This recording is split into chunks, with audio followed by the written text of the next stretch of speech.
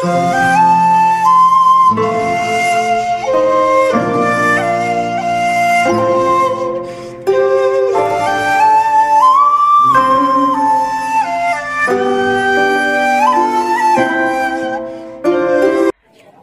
का पानी सबसे अच्छा पानी। तो ये देखिए मेरा घड़ा, और ये घड़े में लगा हुआ है टैप, और अभी अपने घड़े का करेंगे शुभारंभ।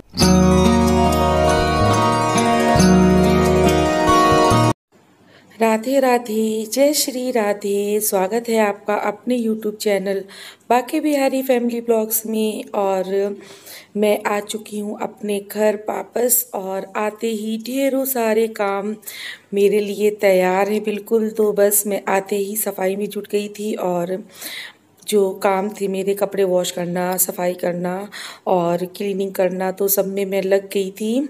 तो अभी मैंने ये सारे कपड़े हाथ से वॉश किए हुए हैं, और काफ़ी सारे कपड़े थे, बट मुझे ना गर्मियों में हाथ से वॉश करना अच्छा लगता है, तो मैंने सारे कपड़े वॉश कर दिए थे और चेयर में कपड़े निचोड़ने के लिए रख दिए थे इस तरह से हैंग करके। और अब मैं सारे कपड़े फैला लूँगी।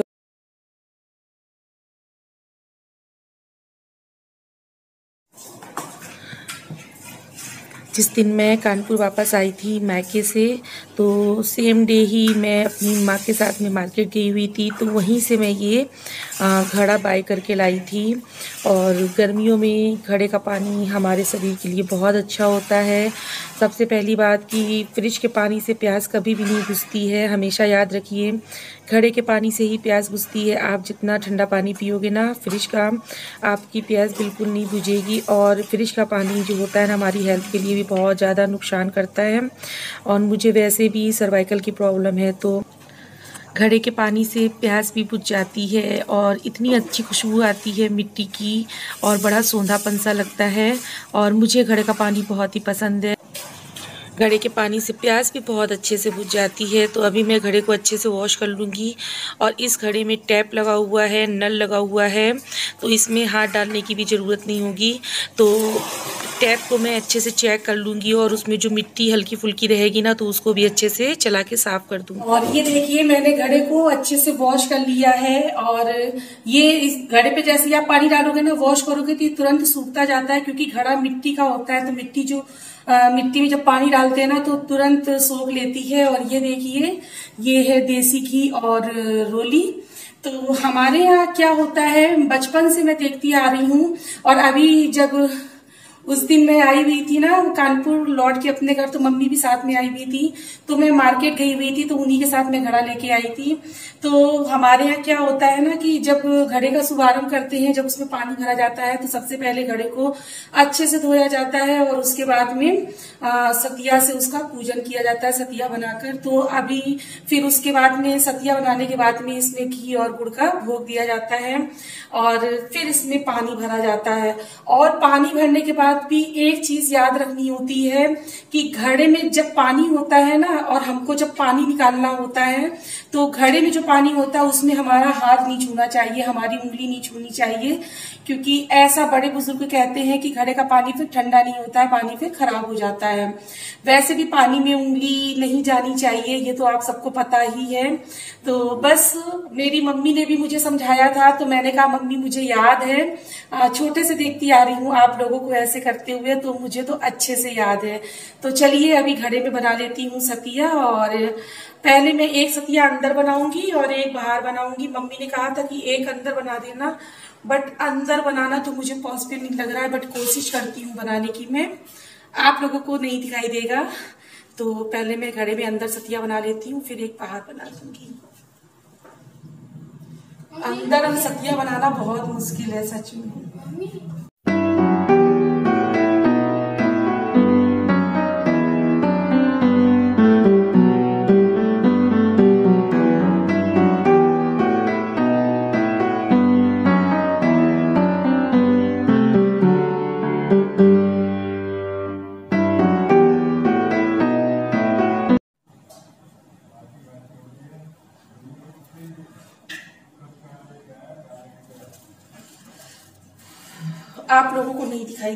घड़े के अंदर जो मैंने सतिया बनाया है ना, आप लोगों को नहीं दिखाई देगा तो मैं एक बाहर बना देती हूँ। अरे प्यारी,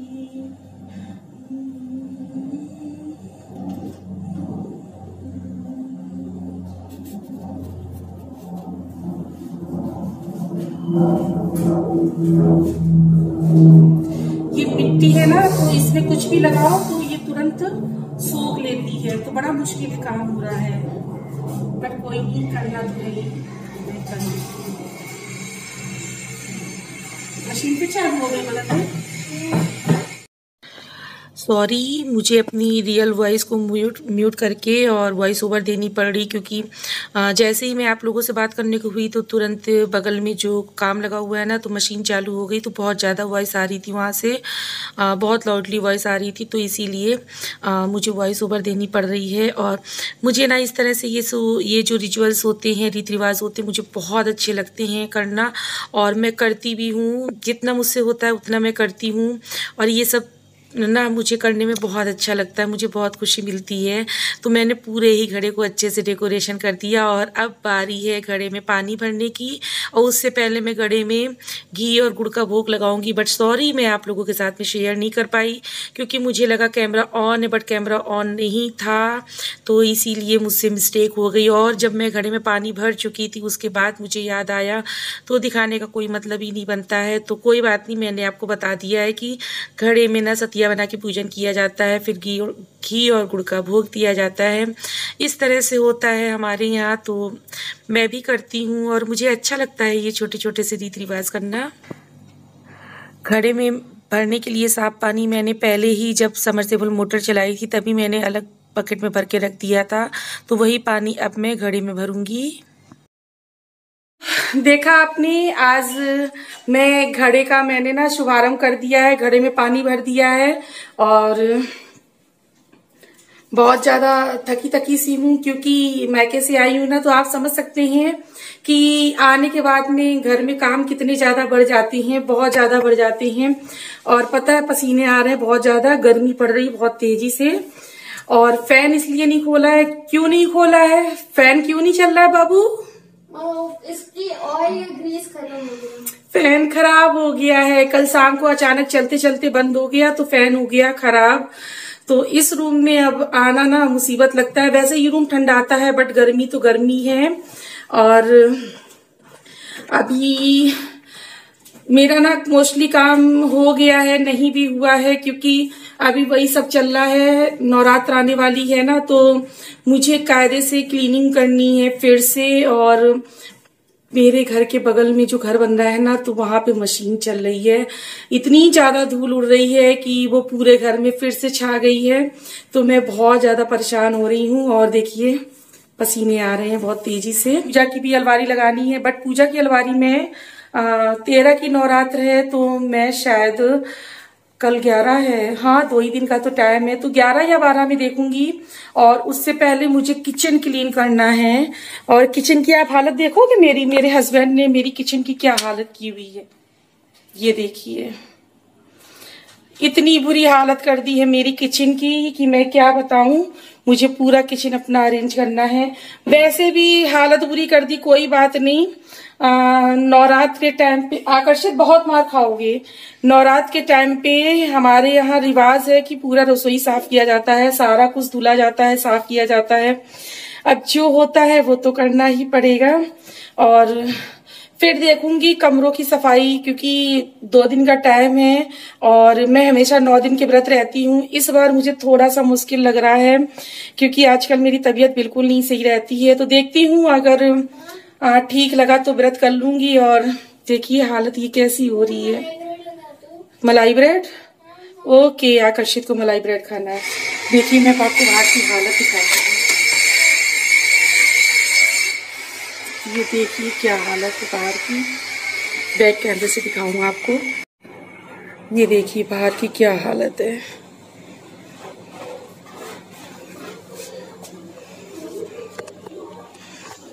बगल में मशीन चल रही है, शायद बिजली के पाइप लग रहे होंगे, उसके लिए मशीन चल रही है। तो देखिए कितनी बुरी हालत है।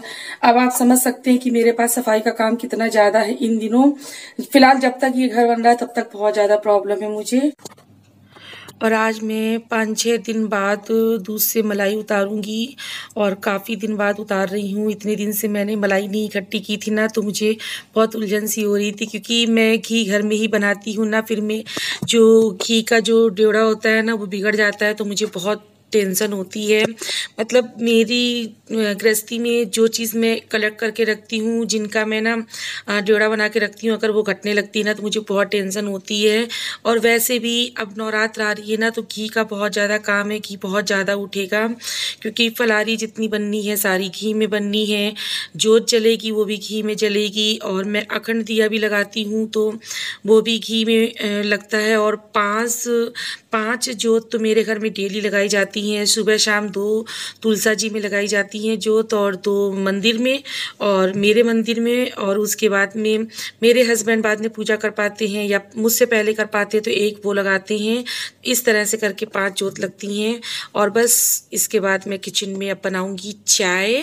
और चाय मैं दूध वाले भगोने में बना रही हूँ, क्योंकि जो मेरी हाउस हेल्पर है ना वो आ चुकी हैं बर्तन धुलने के लिए, तो फिर क्यों दूसरा बर्तन ख़राब करना। तो मैं इसी में दूध को शिफ्ट कर दूंगी दूसरे भगोने में, और इसी भगोने में मैं चाय बना लूँगी।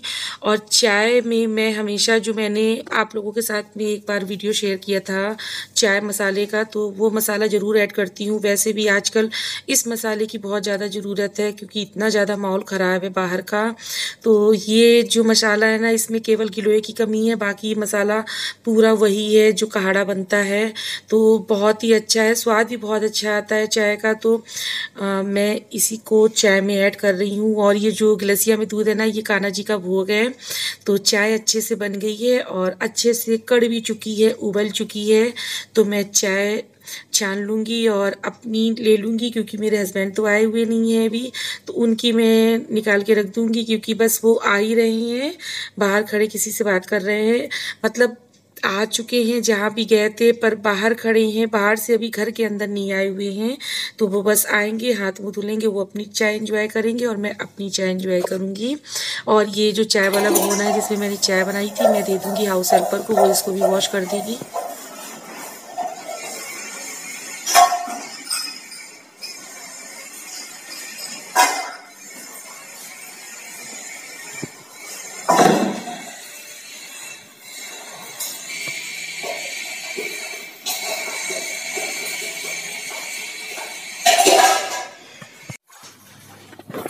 और मुझे सर में दर्द भी हो रहा था बहुत ज़्यादा, तो इसीलिए मैंने आज थोड़ा जल्दी चाय बना ली थी। और चाय पीने के बाद मुझे थोड़ा सा रिलैक्स हो गया था। तो आंगन में मैंने बैगन वॉश करके रख दिए थे, बैगन और करेला। तो मैं बैगन में जो डंडी रहती है ना, तो डंडी की जो किनारे किनारे गिरी गिरी सी पत्ती टाइप की रहती है, उसको साफ़ कर लूँगी, क्योंकि मुझे शाम में बनानी है बैगन, भरमा बैगन बनानी है। और भरमा बैगन मैं कई तरीके से बनाती हूँ, तो आज मैं दूसरे तरीके से बना रही हूँ, और इसकी रेसिपी मैं नेक्स्ट ब्लॉग में शेयर करूँगी, क्योंकि यहीं से अपने ब्लॉग को मैं एंड करने वाली हूँ। और नेक्स्ट जो ब्लॉग है वो यहीं से मैं कंटिन्यू भी करूँगी, क्योंकि मुझे तबीयत नहीं ठीक लग रही है, तो मेरा मन नहीं हो रहा है इससे आगे ब्लॉगिंग करने का। तो मैं इसको नेक्स्ट ब्लॉग में शेयर करूँगी भरवा बैगन की रेसिपी, कि मैं कितने तरीके से बनाती हूँ और कैसे बनाती हूँ, बट बहुत यमी बनते हैं। और हाउस हेल्पर अपना काम कर रही है और मैं भी अपना काम कर ले रही हूँ। और आंगन में गर्मियों के टाइम पे ना खुले में बैठने में अच्छा लगता है, बट इवनिंग में या मॉर्निंग में, डे में तो बहुत ज़्यादा धूप रहती है। तो अभी इवनिंग का टाइम हो रहा है, तो मैं यहीं पे बैठ के अपने सब्जी के जो काम रहते हैं, सब्जी छांटना काटना, तो ज़्यादातर यहीं पे कर लेती हूँ। तो और यहीं से कर रही हूँ अपनी वीडियो का एंड। वीडियो ज़रा सा भी पसंद आए तो please like share comment and subscribe.